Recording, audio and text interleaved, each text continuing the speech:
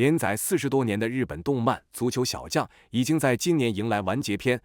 而现实中的日本足球也在近几年飞速成长，甚至可以和欧美强队一决高下。而在这支蓝武士队伍里，就有着这样的一个足球天才，他今年只有23岁，却已经登顶了亚洲球员身价排行榜，是西甲进球和助攻数最多的日本球员。他出自巴萨的青训营拉玛西亚，年纪轻轻就被视为是日本足球的未来之星，后来加入另一支豪门皇家马德里，现在效力于皇家社会，担任队内的绝对核心。这名神童曾经被认为只是小时了了，但现在却逐渐兑现天赋，甚至很有可能成为未来的亚洲一哥。他就是被称为日本的梅西，久保建英。久保建英在2001年出生在日本的神奈川县川崎市，和三山勋来自同一个地区。他在2岁的时候就在爸爸的带领下开始踢足球，并很快展现出了过人的天赋，开始在地方的俱乐部崭露头角。当时他的偶像就是巴萨的传奇小罗和梅西，也梦想着可以到西班牙踢球。而就在8岁的时候，他的机会来了。当时巴塞罗那在日本举办训练营，并表示训练营的 MVP 有机会身加巴萨的比赛。看到这一点的久保非常心动，于是马上报名到横滨参加训练营。结果在300多名参加的学员中，小久保真的脱颖而出，成功拿下了赛事的 MVP， 并被邀请加入巴萨的选拔队，参加在比利时举办的 U9 赛事。在7场比赛里面，久保打进6球，虽然球队最后只拿了第3名，但久保却再一次获选 MVP。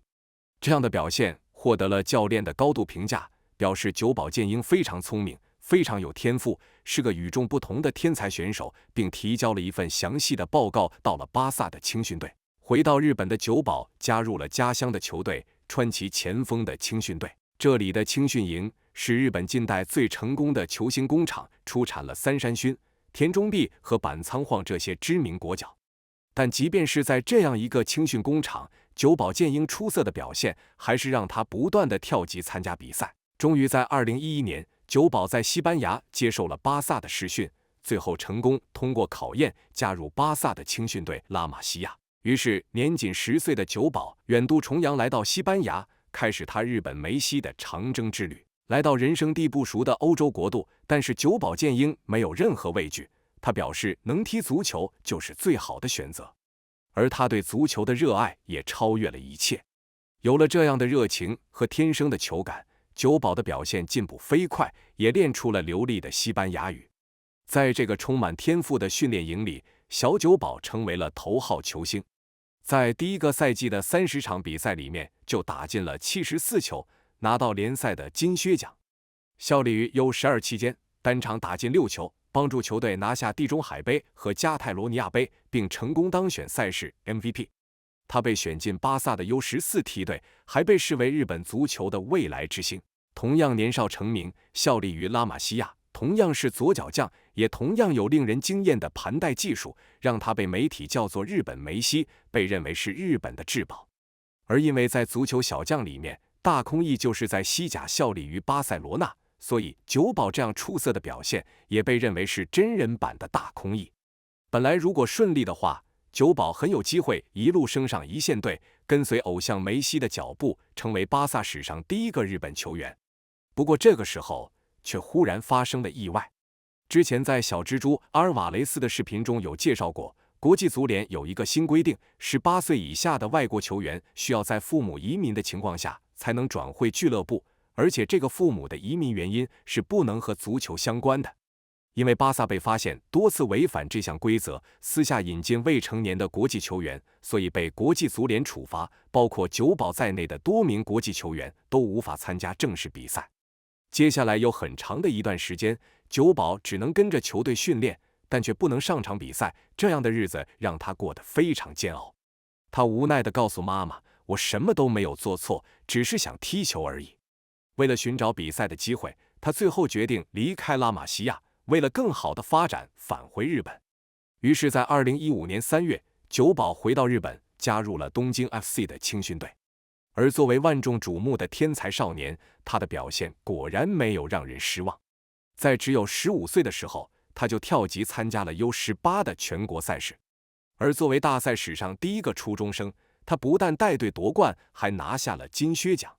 夸张的表现让球队马上将他登记进入 J3 联赛，久保也成为了 J 联赛史上最年轻的球员，并在2017年签下职业合约，正式进入 J1 联赛。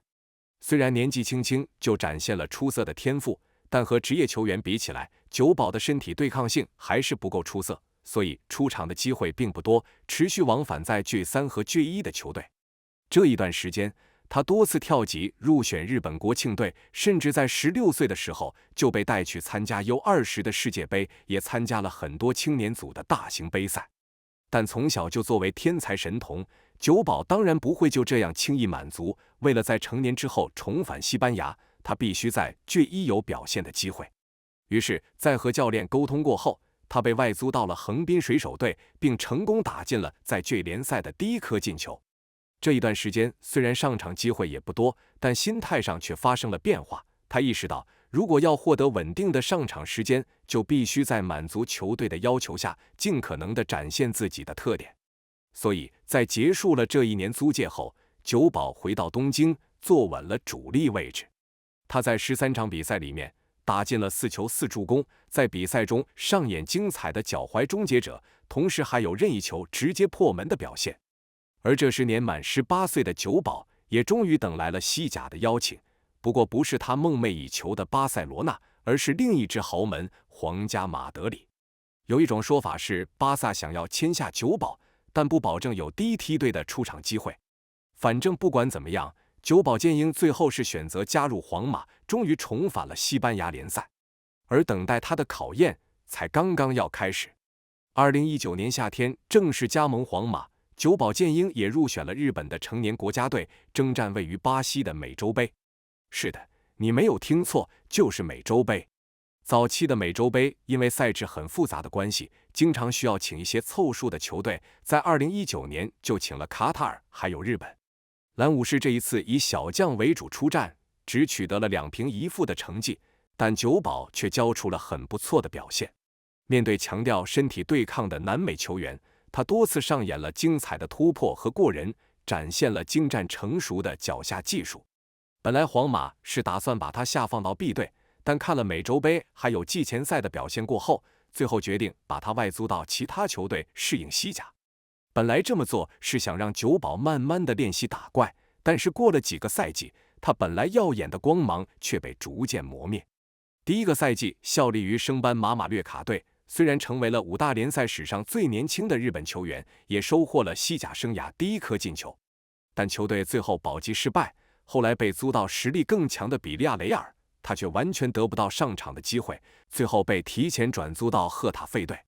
这一年他代表日本参加了东京奥运，为了在主场斩获奖牌，日本队派出了他们的最强阵容：三山勋、远藤航、富安健洋、久保建英，清一色都是日后的知名球星。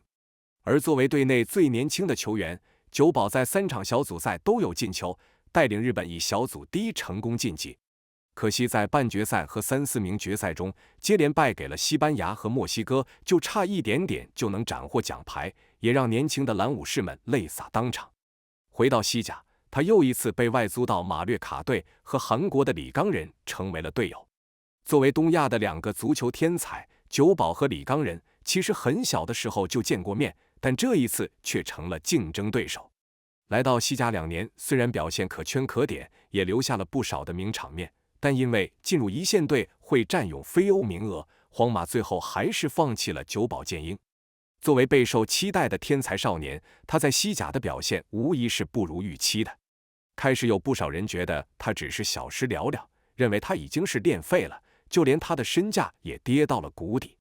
但正是经过了这一系列的挫折和磨练，让久保建英彻底的脱胎换骨，终于在西甲兑现天赋。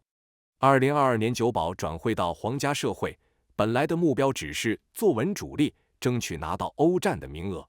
有了足够的上场时间和前辈大卫席尔瓦的大力帮助，久保在这一年突飞猛进。他可以踢前锋，也可以踢中场，成为了球队的进攻核心，也完美展现了他为什么叫做日本梅西。他擅长利用盘带技术摆脱对手，从边路内切发动进攻，利用快速的启动制造犯规，除了过人和终结能力非常出色，在场上也有绝佳的大局观，总是能冷静地做出正确的判断，精湛的小范围盘带和传球技巧，还真的让人看到了梅西的影子。在巴斯克德比中，穿裆过人射门得分，进球之后霸气的脱衣庆祝，让整座城市都为他疯狂。这个赛季他出赛35场，贡献9球7助攻，带领皇家社会时隔10年重返欧冠联赛，被评为西甲的最佳11人，还被选为队内的 MVP。仅仅一个赛季就完成了蜕变，让人们又重新注意到了这名日本天才。同年，他入选国家队征战世界杯，主教练森保一的安排下，久保并没有太多亮眼的表现，但日本在小组赛接连击败德国和西班牙，让全世界都认识到了他们的实力。这一支日本队绝对会成为不可忽视的亚洲强队。结束了世界杯，回到西甲，2023年的久保再度进化，据说沙特俱乐部为他开出了天价合约，但是被久保拒绝了。22-23赛季出赛35场，打进9球，传出7次助攻，成为了西甲史上进球最多、助攻最多的日本球员，也帮助球队在欧冠小组赛排名第1，进入到了16强。可以看到他在比赛的时候踢得越来越自在，甚至还有进球后热舞的庆祝动作。比这更夸张的是他们国家队的表现。去年的日本队打出了一波10连胜，其中击败了德国和土耳其这样有实力的对手，也血洗了缅甸和泰国这些亚洲对手。在这样容错率更高的比赛上，教练也解放了对久保的使用，他在日本队担任进攻型中场，成为了整个队伍的绝对核心。靠着精准的传球撕裂防线，尤其是在面对德国的比赛，仅仅20分钟就传出了2次助攻，让人看了赏心悦目。一整年的出色表现，从离开皇马时的750万欧元，来到现在的6000万欧元，成为了亚洲球员的身价第1人。年仅23岁，他还有无限可能，足球小将的故事有可能真的正在上演。从天才神童到成为伤仲永代表，又到现在终于兑现天赋，仔细一看，其实久保建英也才23岁，依旧是潜力无限的未来之星，也是最有希望成为巨星的亚洲球员。24-25赛季，久保建英迅速成为皇家社会的中场灵魂，在西甲与欧联杯比赛中贡献了多粒进球和助攻，展现出他在场上的影响力。久保建英在近期的比赛中的表现，使得他成了英超俱乐部利物浦的头号引援目标。根据报道，虽然他在皇家社会的解约金条款高达6000万欧元，利物浦仍计划直接支付这一数字，以引进这位极具潜力的年轻球员。久保建英的故事不仅仅是一位年轻球员的奋斗史，他也在提醒着我们，关键的转折点往往与无尽的努力和坚持紧密相连。在球场内外，他所展现出的韧性、才华与团队精神，都让人感受到青春的活力和追求卓越的决心。作为一名年轻国脚，久保建英的崛起象征着新的时代，让全世界球迷都能看到这位日本天才的成长。